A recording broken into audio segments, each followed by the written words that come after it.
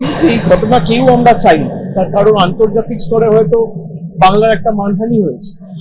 বাংলাকে খাটো করে ছোট করে কয়েকজনের আচার আচরণের কারণে বাংলার মাথা হেট হয়েছে। এটা আমাদের কারোর কাছেই কাম্য নয়, বা এটা কখনোই কাঙ্ক্ষিত ছিল না। পুলিশ প্রশাসনের তরফ থেকে একটা শিথিলতা, শৈথিল্য বা একটা গাফিলতি রয়েছে, তা অস্বীকার করার জায়গা নেই।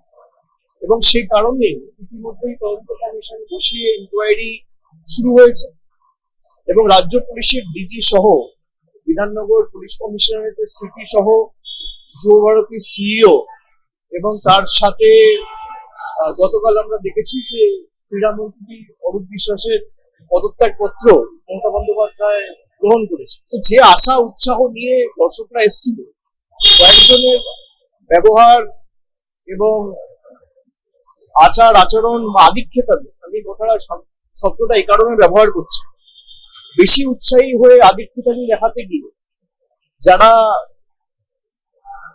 সমর্থকদের বা ফ্যানদের অনেক কষ্টে মানুষ টিকিট কেটে এসেছিল, যারা নিরাশ করেছে, তাদের জবাবদিহি করতে হবে।